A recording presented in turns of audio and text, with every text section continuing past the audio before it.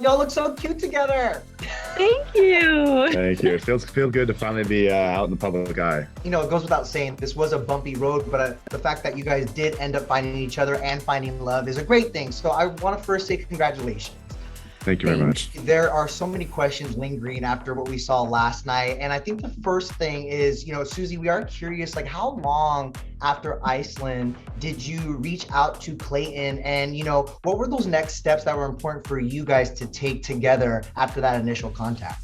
Pretty much reached out to Clayton immediately. I got my phone back, called my parents, and then I slid into Clayton's DMs and was like, hey, just checking in. Would love to have one more conversation with you if you're open to it, but we'll also respect your boundaries, you know, either way. And then we talked immediately that night for about 5 hours. And then we talked every night after that for several weeks before deciding to meet back up. And Clayton, what was that first reunion like for you?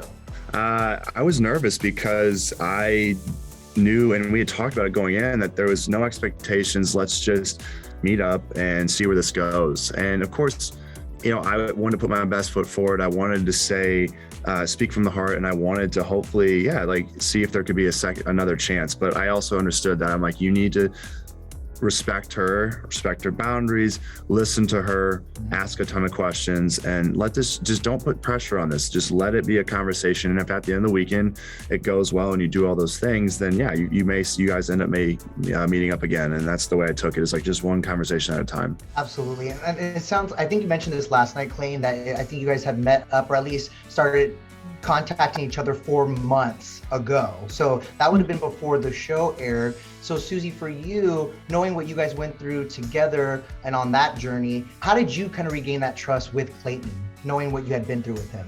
We worked a lot to rebuild trust, but I mean, I trusted Clayton to be an honest man from the day I met him, and he proved that to be true, and he has still proved that to be true. He has never lied or been deceitful. He's been very upfront.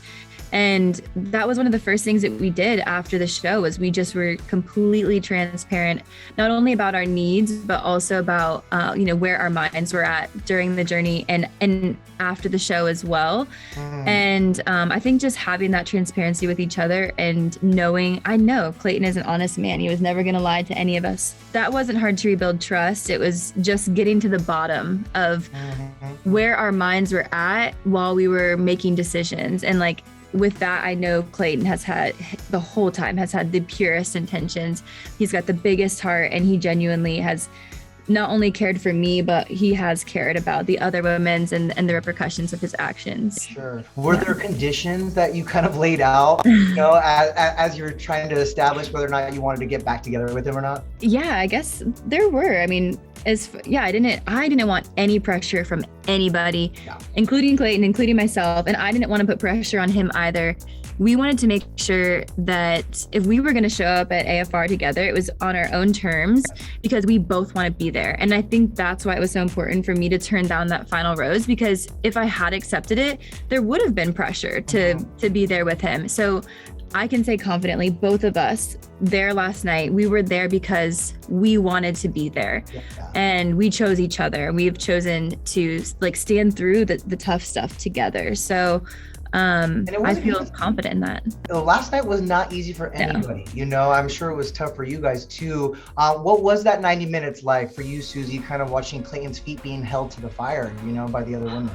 It was really tough. I mean, we obviously knew those conversations were coming.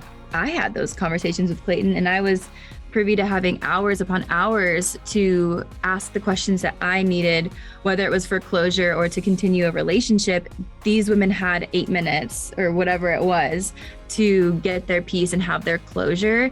And I think everyone did a great job. We knew it was going to be emotional, but it was hard to watch. It was heartbreaking to see the devastation from these women, and we both cared deeply about them. So it was just tough. Clayton, how did you feel walking away from those conversations last night with Gabby and Rachel? Also knowing very well that you did get your happy ending and Susie's on your arm now, but I'm sure it was a bittersweet going through that experience. It was. And you know what? I just wanted to, I owed it to those women to give them as much closure as I could. And there was nothing that I could really say besides apologize. It's the only thing that I felt was right because I felt terrible. And I knew that there was no time for explanation. Again, I don't think these women wanted an explanation, and it wouldn't have felt right unless they asked for it. But again, for the time that we had last night, I wanted to just let them know, like, hey, I am extremely sorry. I don't want to make any excuses. I wish the best for them. I'm extremely happy when they announced that they were dual bachelorettes. I had a big smile on my face because they're going to both get their happy ending as well, and they really do. They deserve it. They deserve it. They've went through a lot, and a lot of it was because of the pain I caused. But I hope that at the end of the day, hopefully, maybe we do have conversations down the road, and we can maybe hopefully they'll forgive me. I don't know where they stand on that, but I don't expect them to. But I hope they were able to get the closure they needed. Are you hoping for future conversations with them? How do you think those will go? Do you feel like you got everything out that you needed to with them? Again, I don't think they owe me anything. So I don't feel sure, like there's things that I can explain, but if they don't want explanations, then I don't deserve to be able to give them those explanations. There's no reason to, if they don't see it fit. I would always be open to talking with both of them if they have more questions and want to understand, because again, I'm not one to withhold stuff. I don't want to lie. I want them to understand that everything I was doing, I had the purest of intentions. Obviously I took bad actions, but it was with no malintent. And so again, if they want to have those conversations, I'm always open to having them. If they don't, then I respect that. Clayton, I feel like it was also a product, because you had mentioned this throughout the whole season, that, it's been really tough for you in the past to open up and to be vulnerable. And I feel like once you cracked that open, you just couldn't help it. And I feel like that's where that attachment started coming, because you saw a different side to yourself through these women, Yeah, my family actually even made the comment yesterday. They said, we've never seen you be so open, and just, I think what happened was I was fighting it, saying I'm not going to fall in love with multiple people. It's just not possible for me, nor is it going to be good.